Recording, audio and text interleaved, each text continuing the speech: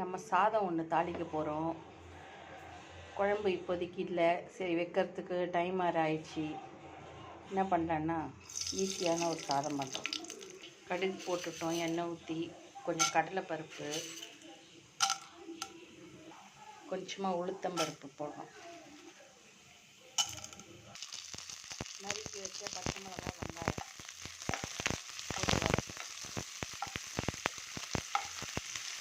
Bachelor பசங்க நல்லா செய்யலாம்.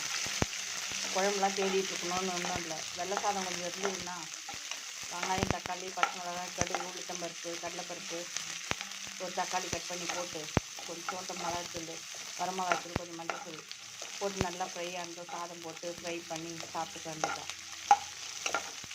இப்போ குழம்பு தேடின்னு ஈஸியான வேலை அது.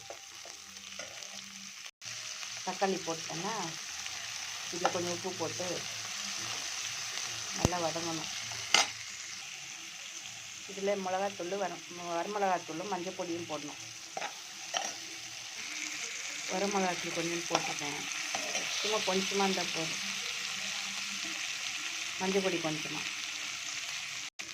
இதுலேயே சாதத்தை போட்டு கலரணும் சூடாக. அடுப்பை சீல் பண்ணிவிட்டு சாதம் போட்டு இது கலரணும். சாப்பாடு ரெடி பாருங்கள்.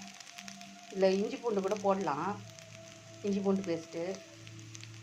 அது போடல நான், சும்மா இது வெறும் தக்காளி, வெங்காயம், 2 பச்சை மிளகாய், கொஞ்சம் வரமிளகாத்தூள், மஞ்சள்தூள், உப்பு, கடுகு, உளுத்தம்பருப்பு, கடலைப்பருப்பு இதெல்லாம் போட்டு தாளிச்ச சாதம். சிம்பிளி தக்காளி வெங்காயம் வதக்கி சாதம். சாப்பாடு ரெடி. சூடாக இருக்குது பாருங்கள், வாங்க சாப்பிடுவீங்க.